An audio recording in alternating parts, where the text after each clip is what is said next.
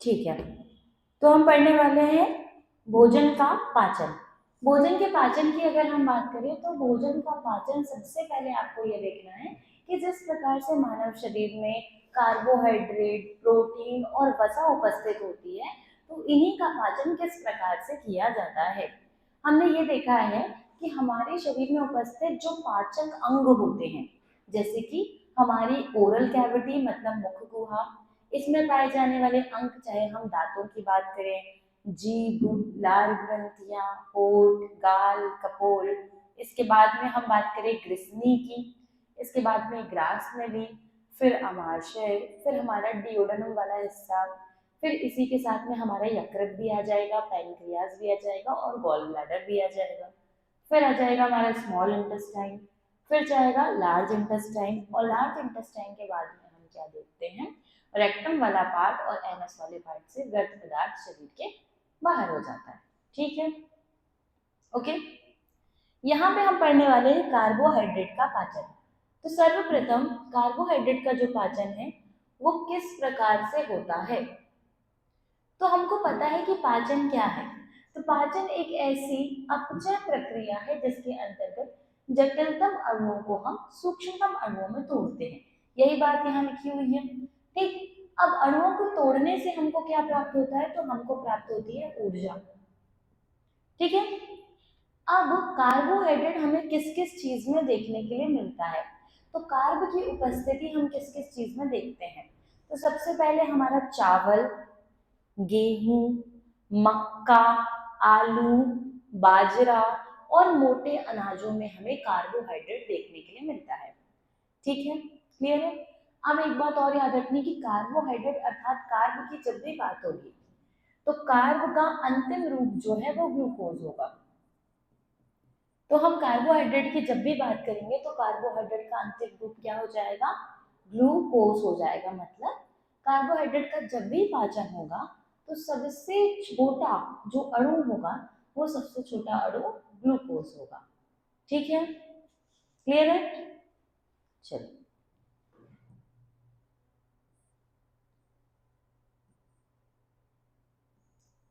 फिर आता है कार्बोहाइड्रेट का वर्गीकरण। तो कार्बोहाइड्रेट को अपने गुणों के आधार पर तीन भागों में बांटा गया है। पहला है मोनोसेकेराइड, दूसरा है डाइसेकेराइड और तीसरा है पॉलीसेकेराइड। तो कार्बोहाइड्रेट का वर्गीकरण तीन भागों में किया गया है, मोनोसेकेराइड, डाइसेकेराइड और पॉलीसेकेराइड। मोनोसेकेराइड जो होते हैं ना, इसमें आता है आपका ग्लूकोज, ग्लैक्टोज और फ्रुक्टोज। तो इसके अंतर्गत आपको देखने मिलता है ग्लूकोज, ग्लैक्टोज और फ्रुक्टोज। फिर यहाँ पर आता है सुक्रोज, माल्टोज और लैक्टोज। यहाँ पर आप देखते हैं स्टार्च, सेल्यूलोज, ग्लूकोज और हेमीसेल्यूलोज। तो यहाँ पर आपको कार्बोहाइड्रेट के प्रकार देखने के लिए मिलते हैं। अब इनको आपको याद करना पड़ेगा, इनके नाम ऐसे ही हैं, है ना। तो पहला, सबसे पहले आप एटलीस्ट मोनोसेकेराइड, डाइसेकेराइड और पॉलीसेकेराइड तो याद रखें। ठीक, तो मोनोसेकेराइड, डाइसेकेराइड और पॉलीसेकेराइड। फिर उसके बाद में यहाँ आ जाइए ग्लूकोज, ग्लैक्टोज, फ्रुक्टोज, यहाँ पे सुक्रोज, माल्टोज, लैक्टोज, यहाँ पे स्टार्च, सेल्यूलोज, ग्लूकोज और हेमी सेल्यूलोज आपको देखने के लिए मिलते हैं। ठीक है,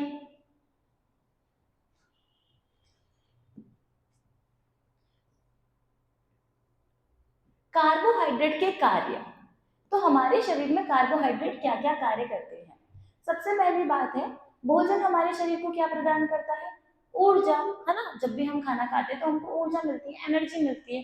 तो सबसे पहला काम है इसका एनर्जी को क्या करना, वो एनर्जी को मानव शरीर को देना, एनर्जी प्रदान करना, ऊर्जा को देना। ठीक है, दूसरा काम है ये प्रोटीन की कमी को जो है, प्रोटीन की बचत करता है, प्रोटीन की कमी के लिए थोड़ा सा स्वयं काम करता है। इसका मतलब क्या हुआ, यहाँ पे मतलब ये कि अगर आप बहुत ज्यादा प्रोटीन नहीं भी ले रहे हैं खाने में और अगर आप कार्बोहाइड्रेट ले रहे हैं तो ये प्रोटीन की कमी को थोड़ा दूर करने का प्रयत्न करेगा।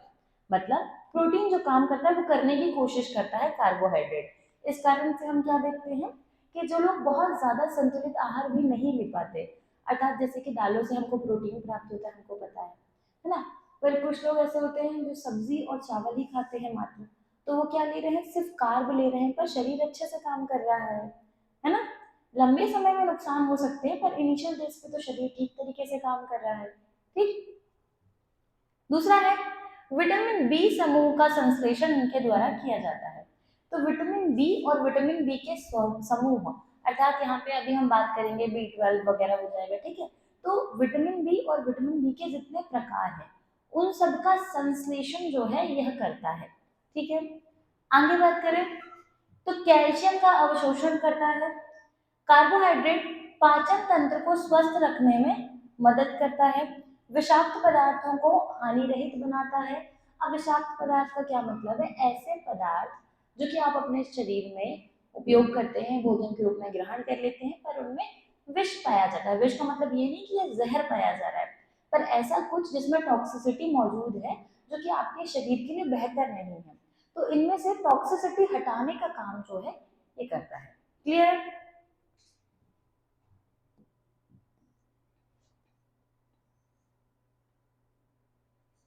फिर आता है डाइजेशन ऑफ कार्बोहाइड्रेट। तो डाइजेशन ऑफ कार्बोहाइड्रेट की अगर हम बात करें तो वही सेम बात है कि कार्बोहाइड्रेट का डाइजेशन जो है वो मुख से शुरू हो जाता है। हमने पहले ही बात की है कि मुख में सलाइवरी ग्लैंड पाई जाती है, मतलब माउथ में मौजूद होने वाली, मुख में हो जाने वाली जो सलाइवरी ग्लैंड, जिनको हम क्या कहते हैं, लार ग्रंथियां कहते हैं। सलाइवरी ग्लैंड अर्थात लार ग्रंथियों का सिक्रेशन किसका होता है, लार का। तो इससे लार का सिक्रीशन होता है और लार को ही हम क्या कह रहे हैं, सलाइवा कह रहे हैं। ठीक। तो मुख में जब भोजन दोनों दांतों के बीच में चबाया जाता है, जब भोजन दोनों दांतों के बीच में चबाया जाता है तो भोजन क्या होता है, टूटता है और भोजन छोटे टुकड़ों में विभक्त होता है। और जब भोजन छोटे टुकड़ों में विभक्त होता है तो इसी समय में जो टंग है, मतलब जो जीभ है, जीभ के द्वारा भोजन में लार अर्थात सलाइवा मिला दी जाती है। ठीक है। तो भोजन क्या हो जाता है, इससे गीला हो जाता है। अब भोजन जब इससे गीला हो जाता है तो भोजन को निगलने में क्या होती है, आसानी होती है। तो भोजन को निगलने में यहाँ पर आसानी आपको देखने के लिए मिलती है। पहली बात ये हो गई। दूसरी बात ये है कि भोजन में जो लार मिलाई जाती है ना, इस लार में कुछ एंजाइम पाए जाते हैं। ठीक है। पहला एंजाइम है जिसका नाम है टाइलिन। पहला एंजाइम जिसका नाम आप याद रखेंगे वो है टाइलिन, क्योंकि टाइलिन वह एंजाइम है जो कि आपको सलाइवा में देखने के लिए मिलता है। और ये सलाइवा में पाया जाने वाला टाइलिन भोजन में मौजूद स्टार्च पर क्रिया करता है। तो भोजन में जो स्टार्च मौजूद होगी ना, उस स्टार्च को ग्लूकोज में बदलने का काम जो है वो टाइलिन कर देता है। कहाँ पे, मुख में ही। इसलिए मैंने आपको क्या बताया है कि जब हम लंबे समय तक भोजन को चबाते हैं तो भोजन हमें कैसा लगने लगता है, मीठा लगने लगता है टेस्ट में। ठीक। तो भोजन का पाचन मुख में समझ में आ गया। आगे बढ़ते हैं यहीं से।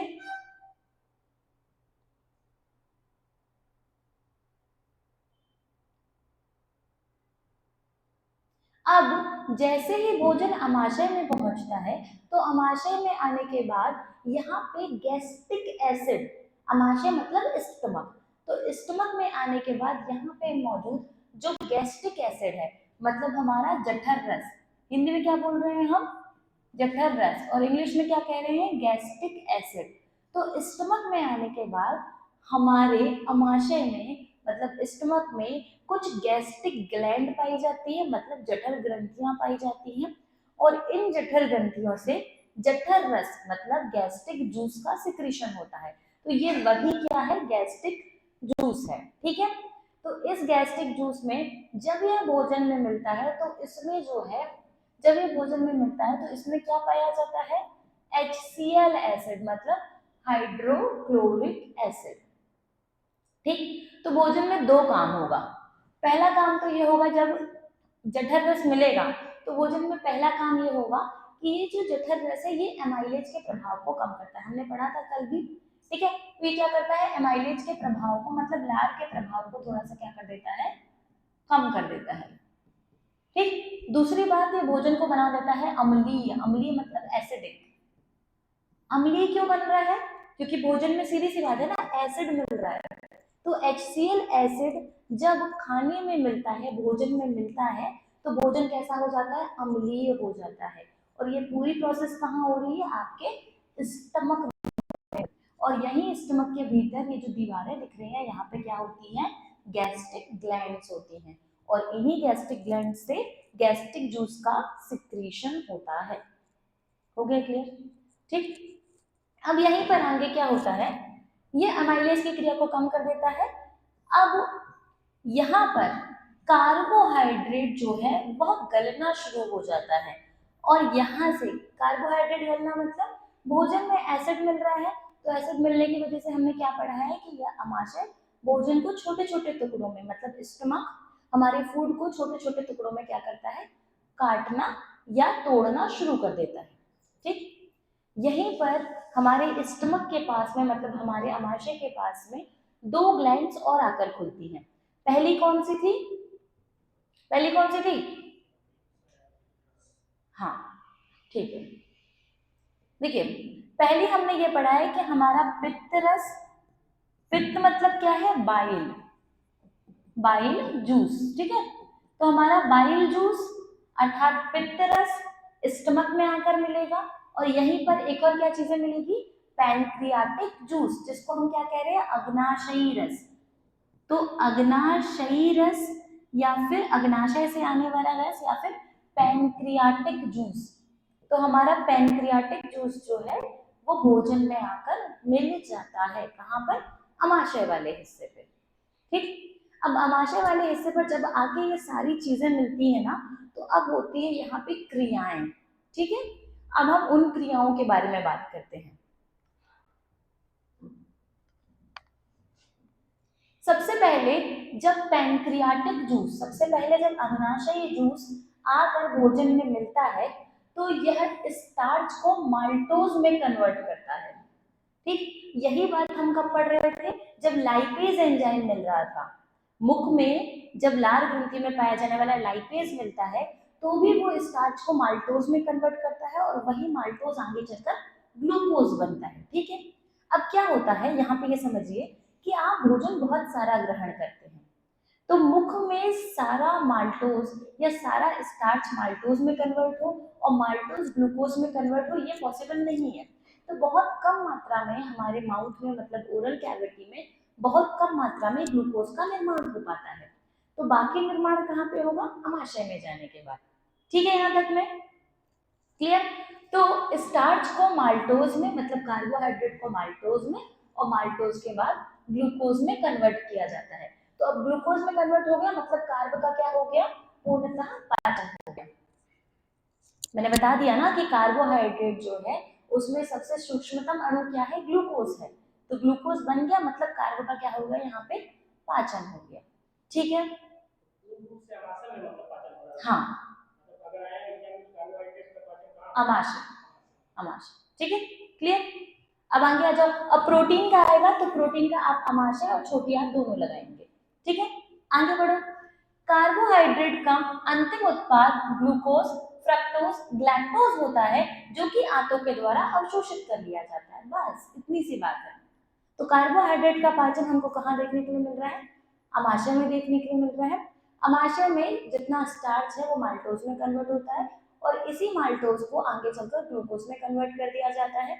और ग्लूकोज के कुछ और रूप, कार्बोहाइड्रेट के अंतिम रूप हम ग्लूकोज, फ्रक्टोज और ग्लैक्टोज के माध्यम में देखते हैं। ठीक है, तो कार्बोहाइड्रेट का पाचन पूर्णतः अमाशय में कंप्लीट हो जाता है। इसके बाद इसे आंतों में क्या कर लिया जाता है? अवशोषित कर लिया जाता है।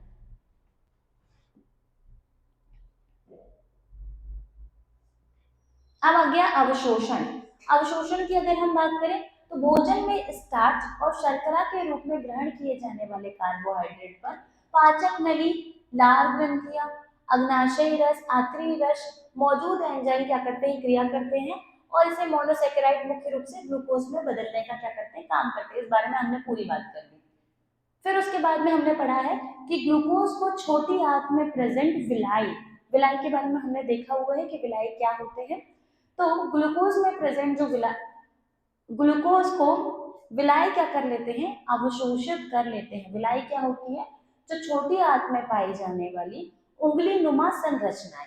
विलाय आपको इस प्रकार की दिखाई देती है। देखिए ये बाहर से आपको कुछ इस प्रकार का स्ट्रक्चर दिखाई पड़ता है, परंतु जब हम इनको भीतर से देखेंगे, अब विलाय को आप इंग्लिश में विलाय लिखेंगे और जब आप हिंदी में लिखेंगे तो विली या विलाय लिख लेंगे, कोई दिक्कत नहीं हिंदी इंग्लिश में, ठीक है। छोटी आंत मतलब स्मॉल इंटेस्टाइन, क्लियर है। तो भोजन स्टमक से स्मॉल इंटेस्टाइन में आएगा। कार्बोहाइड्रेट का पाचन पहले ही हो गया, ग्लूकोज बन गया है। तो अब भोजन जब स्मॉल इंटेस्टाइन में आएगा तो यहाँ पर प्रेजेंट जो विलाय है ये कैसे दिखाई पड़ेंगे, कुछ इस प्रकार। और इनको अगर हम इनकी आंतरिक संरचना देखेंगे तो यहाँ देखो क्या है, ब्लड कैपिलरीज, ये रक्त वाहिनियां हैं जो कि रक्त को लेकर जाती हैं। तो इनकी स्टार्टिंग से लेके एंड तक के भाग में आपको रक्त वाहिनियां देखने के लिए मिल रही हैं। तो यही रक्त क्या कर लेता है, आपके शरीर से पोषक तत्वों को अवशोषित कर लेता है, ठीक।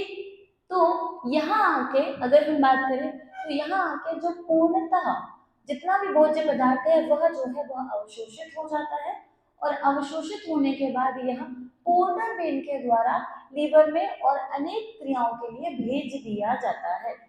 तो जहां पे भी आवश्यकता होती है वहां पर ये क्या कर दिया जाता है, रक्त के माध्यम से भेज दिया जाता है, ठीक है।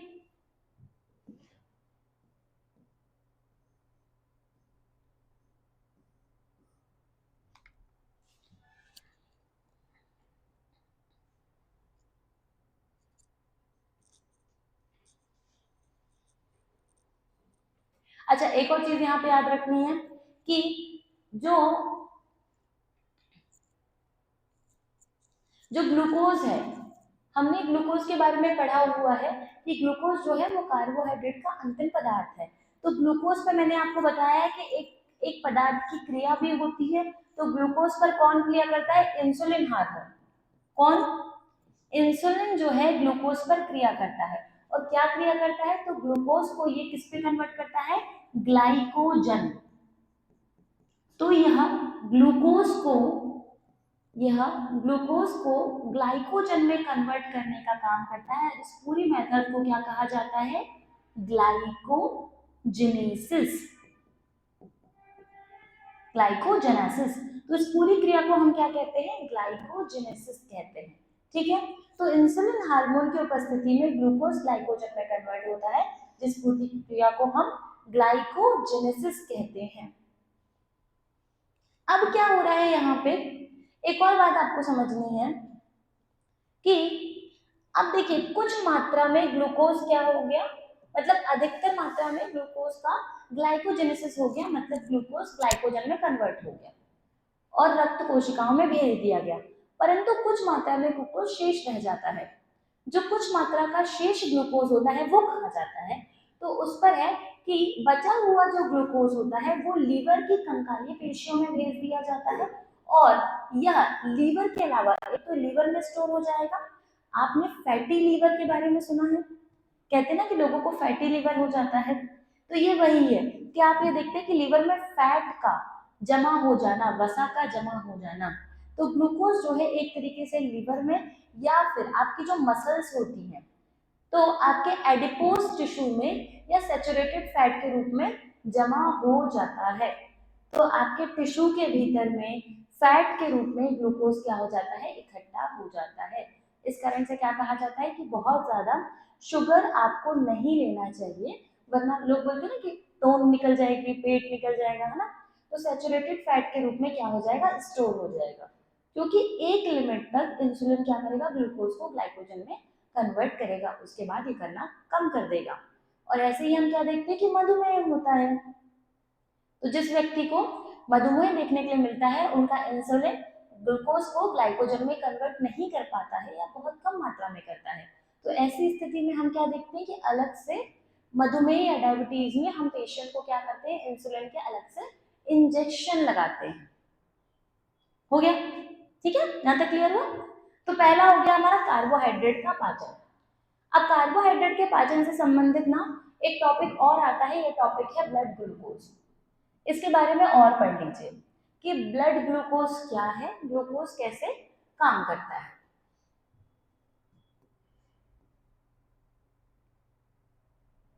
तो कार्बोहाइड्रेट का पाचन जो है आज की क्लास में पहले ही बता दे रही, पूरा कंप्लीट हो चुका है ना। कार्बोहाइड्रेट के पाचन में आपको और कुछ नहीं करना है, सिर्फ आपको इतना पता होना चाहिए कि कार्बोहाइड्रेट जो है वो माल्टोज में और माल्टोज के बाद ये ग्लूकोज में क्या हो जाता है, कन्वर्ट हो जाता है। ठीक,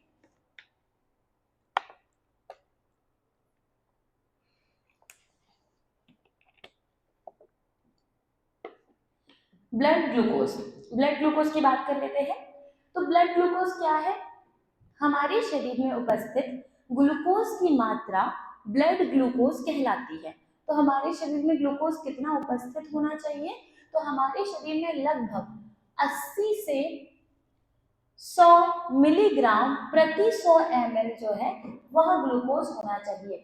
अगर 80 से 100 से ज्यादा है, मतलब किसी का 120 है, 150 है, 130 है, 140 है, तो ग्लूकोज लेवल कैसा है, बढ़ा हुआ है, मतलब हाई है। ठीक है, और अगर ये हमें 80 से कम मतलब 50, 40, 60 देखने मिलता है तो ग्लूकोज लेवल क्या है, कम है हमारे शरीर में। ठीक है, तो इंसुलिन की कमी से या इंसुलिन की कमी होने से ग्लूकोज ग्लाइकोजन में परिवर्तित नहीं हो पाता है, तो ग्लाइकोजेनेसिस नहीं होता है। इस कारण से हम क्या देखते हैं कि व्यक्ति को ब्लड शुगर हो जाता है, या फिर जिसे हम क्या कहते हैं, डायबिटीज कहते हैं।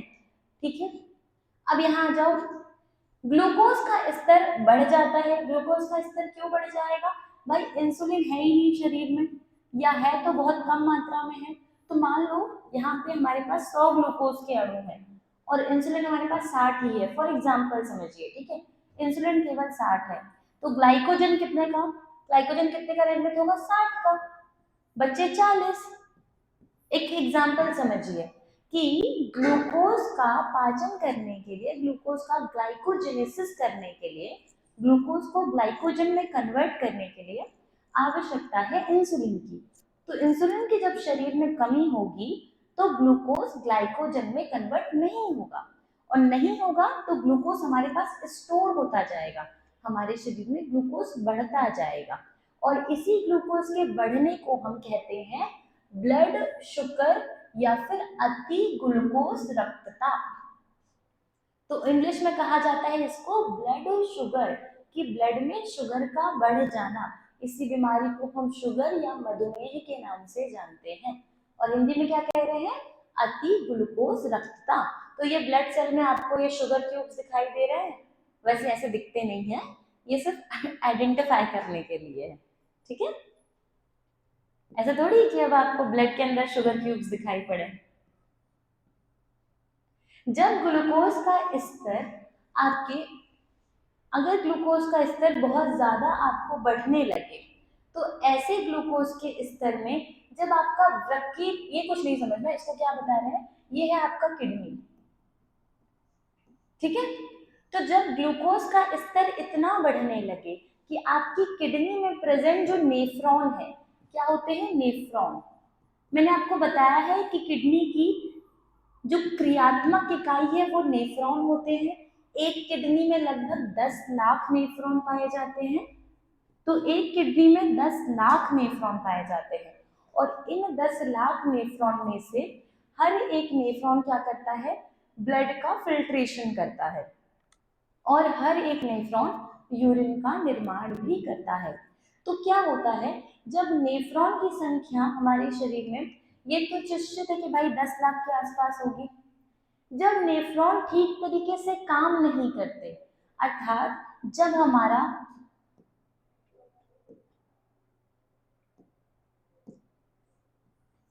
देखिए कुछ इस प्रकार की नेफ्रॉन की संरचना होती है, ये है ग्लोमेरुलस, ये है ग्लोमेरुलस, ये ऊपर वाला कैप्सूल बोमन्स कैप्सूल है, यहाँ पे प्रॉक्सिमल कॉन्वोल्टेड ट्यूब है, यहाँ पे आपका लूप ऑफ हेनले पाया जाता है, लूप ऑफ हेनले के बाहर यहाँ पे आपका डिजिटल कॉन्वोल्टेड ट्यूब होती है, डिजिटल कॉन्वोल्टेड ट्यूब, और फिर उसके बाद में लास्ट में आपका कलेक्टिंग डक्ट होता है। ठीक है, तो ये है नेफ्रॉन की क्या संरचना। तो नेफ्रॉन की संरचना में हमने पढ़ा हुआ है कि रक्त का क्या होता है, फिल्ट्रेशन होता है। तो रक्त को फिल्टर करते समय रक्त को फिल्टर करते समय हमारी किडनी या हमारा नेफ्रॉन इस बात का ध्यान रखता है कि हमारे शरीर का कोई उपयोगी पदार्थ फिल्टर करते समय व्यर्थ पदार्थों में ना चला जाए।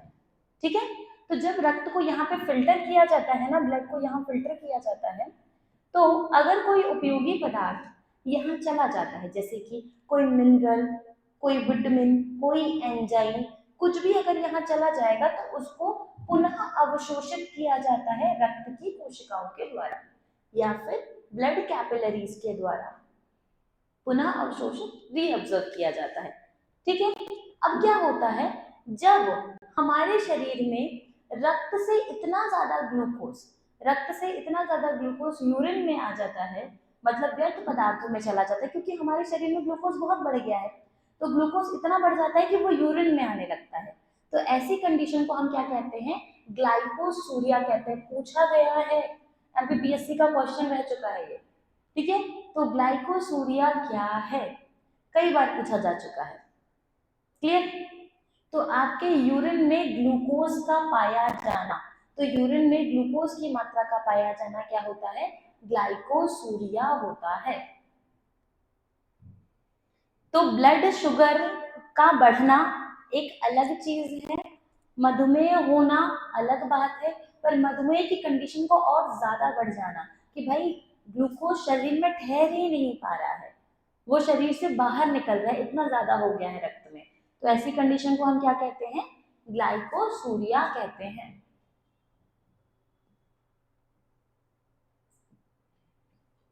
फिर इंसुलिन की बात कर ली है हमने कि अग्नाशय की बीटा कोशिकाओं से इंसुलिन का क्या होता है, सिक्रीशन होता है, यही बात यहाँ पे लिखी है।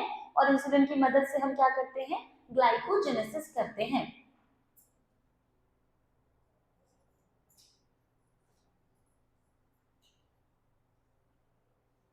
एक और आता है जिसका नाम है ग्लूकागॉन, एक हार्मोन है जिसको क्या कहा जा रहा है, ग्लूकागॉन। ठीक, ग्लूकागॉन क्या करता है, जो इंसुलिन कर रहा था ना, इंसुलिन से ठीक उल्टा काम करता है। इंसुलिन क्या कर रहा है, ग्लूकोज को ग्लाइकोजन में कन्वर्ट कर रहा है। ग्लूकागॉन क्या करता है, ये ग्लाइकोजन को ग्लूकोज में कन्वर्ट करता है।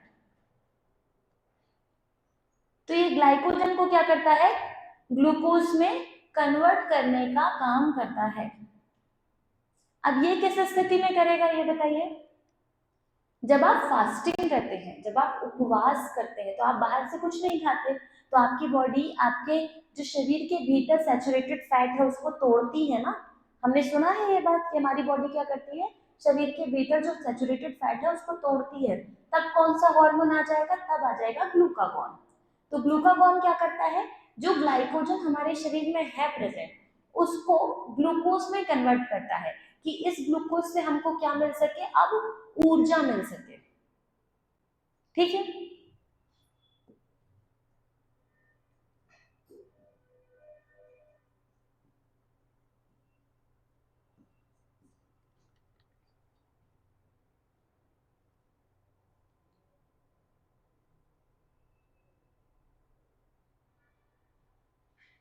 अब अति ग्लूकोज रक्तता की हमने बात कर ली कि अगर ग्लूकोज आपको ज्यादा देखने के लिए मिलता है तो क्या हो जाता है, ये अति ग्लूकोज रक्तता हो जाती है, मतलब हाई ब्लड शुगर लेवल हो जाता है।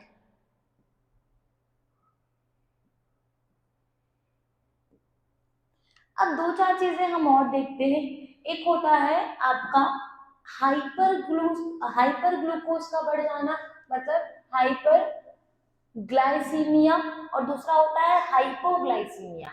हाइपर का मतलब क्या हो जाएगा, ज्यादा हो जाना, और हाइपो का मतलब क्या हो जाएगा, कम हो जाना। हमारे शरीर में दोनों ही नुकसानदेह है, ग्लूकोज का ज्यादा हो जाना भी नुकसानदेह है। अगर आपको शरीर में ग्लूकोज का बढ़ा हुआ दिखाई दे रहा है, मतलब कार्बोहाइड्रेट अगर आपके शरीर में बहुत अधिक हो रहा है, तो ऐसे में आप क्या देखेंगे, ओबेसिटी देखेंगे। ओबेसिटी मतलब होता है मोटापा, तो ओबेसिटी या फिर मोटापा आप देखेंगे, आपको फैट दिखाई देगा, तोंद दिखाई देगा। इसके अलावा अगर हम बात करें तो कार्बोहाइड्रेट जो है धीरे धीरे क्या होने लगता है, वसा में यहाँ पे कन्वर्ट होने लगता है, सैचुरेटेड फैट के रूप में हमारी बॉडी में जमा होने लगता है।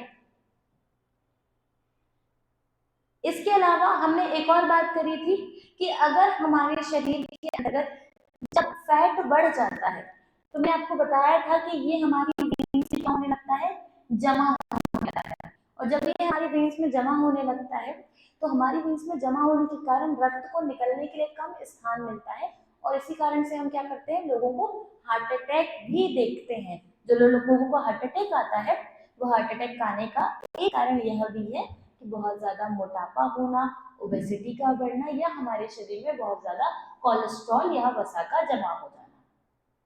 कोई दिक्कत तो नहीं है? ठीक है, क्लियर है यहाँ तक ना?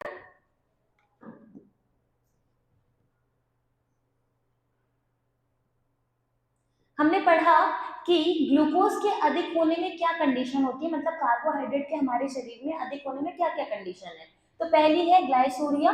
ग्लाइसोरिया मतलब शर्करा मेह। शर्करा मेह मतलब क्या है, आपके यूरिन में ग्लूकोज का आ जाना, आपके यूरिन में शुगर का आ जाना, ठीक है। तो यूरिन में शुगर का आ जाना क्या कह रहा है, ग्लाइकोसूरिया कह रहा है, हिंदी में कह रहे हैं इसको शर्करा मेह। दूसरा होता है मधुमेह। मधुमेह मतलब डायबिटीज। डायबिटीज क्या है, हमने बात कर ली कि आपका इंसुलिन लेवल क्या हो जाता है, कम हो जाता है। इंसुलिन ठीक से काम नहीं करता, इसलिए ग्लूकोज जो है वह ढंग से क्या नहीं कर पाता, ग्लाइकोजन में कन्वर्ट नहीं हो पाता है। तो ये दो बीमारियां आपको किस कंडीशन में देखने के लिए मिलेंगी, जब कार्बोहाइड्रेट आपके शरीर में ज्यादा हो जाएगा, ठीक है। तो आपके शरीर में कार्बोहाइड्रेट के ज्यादा होने से हम कुछ इस प्रकार की दो बीमारियां को देखते हैं।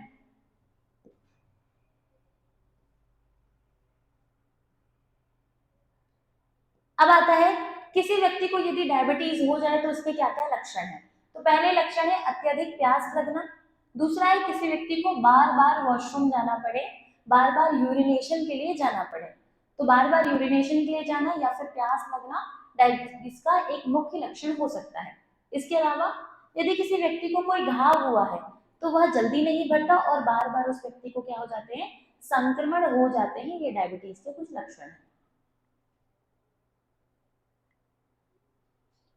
इसके अलावा थकान महसूस होना, और इसके अलावा थकान महसूस होना, डायबिटीज का मरीज हमेशा क्या करता है, थकान का अनुभव करता है, क्योंकि ऊर्जा उसको पूर्ण रूप से मिल नहीं पाती। भले ही व्यक्ति कितना भी मोटा तगड़ा क्यों ना हो, चाहे कितना भी फैट उसकी बॉडी में क्यों ना हो, लेकिन वो नहीं क्या नहीं कर पाता, ऊर्जा को पूर्ण रूप से उपयोग नहीं कर पाता है।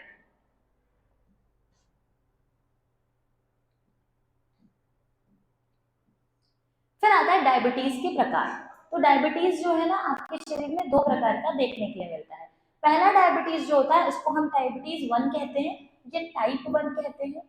तो डायबिटीज अर्थात मधुमेह टाइप 1 के प्रकार का भी होता है और टाइप 2 भी होता है। तो पहले हम टाइप 1 देखेंगे, ठीक है। टाइप 1 की अगर हम बात करें, तो अग्नाशय की बीटा कोशिकाओं से इंसुलिन का सिक्रीशन नहीं हो पाता है, ठीक। तो इसके कारण क्या होता है, टाइप 1 होता है। टाइप 1 डायबिटीज वो होता है जो कि 20 वर्ष से कम आयु के बच्चों को होता है। तो इसकी आयु क्या होती है, कम होती है। तो जिन लोगों को ये होता है इसे हम जुवेनाइल डायबिटीज के नाम से भी जानते हैं। जुवेनाइल मतलब कम आयु के बच्चों को होने वाला डायबिटीज, ठीक है। तो इसका कारण क्या है, अग्नाशय मतलब पैंक्रियाज की बीटा कोशिकाओं से इंसुलिन का सिक्रेशन ना होना। क्लियर?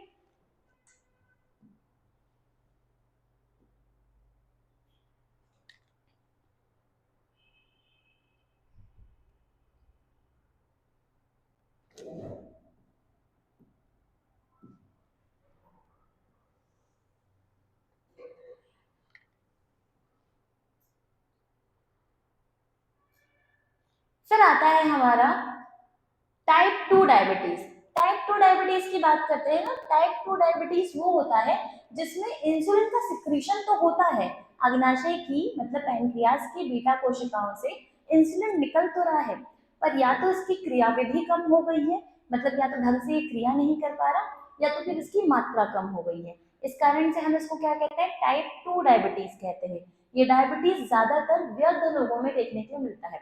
तो जो वृद्ध लोग होते हैं जिनकी आयु हो जाती है, तो यह डायबिटीज हमको लगभग 40 साल के बाद वाले लोगों में देखने के लिए मिलता है, जिनमें ओबेसिटी, ओबेसिटी मतलब मोटापा पाया जाता है। मोटापे के कारण ये डायबिटीज 80% लोगों को देखने के लिए मिलता है। ठीक है, तो टाइप 1 डायबिटीज क्लियर हुआ, टाइप 2 डायबिटीज क्लियर हुआ।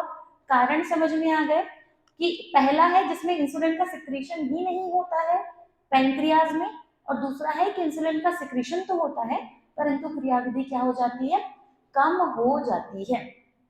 ठीक है,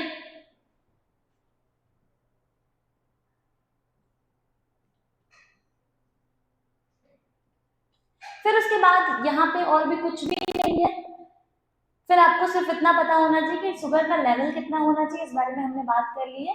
और यहाँ आकर आपका जो है डायबिटीज या कार्बोहाइड्रेट का पूर्णतः पाचन जो है वह समाप्त होता है। तो हमें आज की क्लास में कार्बोहाइड्रेट का पाचन भी पढ़ लिया कि कार्बोहाइड्रेट का पाचन कैसे होता है। फिर हमने शुगर, क्योंकि शुगर कार्बोहाइड्रेट का सबसे छोटा तत्व है तो इसलिए हमने शुगर के बारे में या ग्लूकोज के बारे में बात कर ली। तो ग्लूकोज क्या होता है, हमारे शरीर में ग्लूकोज से संबंधित कौन सी बीमारियां उपस्थित होती हैं, हमने इसके बारे में भी बात कर ली है। ठीक है, पीपीटी आपको मिल जाएगी। आज की क्लास यहाँ पे समाप्त होती है। इसके बाद में जो हमारा सेगमेंट है वो है प्रोटीन का डाइजेशन एवं अवशोषण। तो प्रोटीन का पाचन और प्रोटीन का अवशोषण जो है वो हम कल वाली क्लास में कवर करेंगे। ठीक है, आज के लिए क्लियर है इतना पूरा, समझ में आ गया? कोई कंफ्यूजन है? सोच लो 5 मिनट, यदि कोई कंफ्यूजन हो तो बताइए।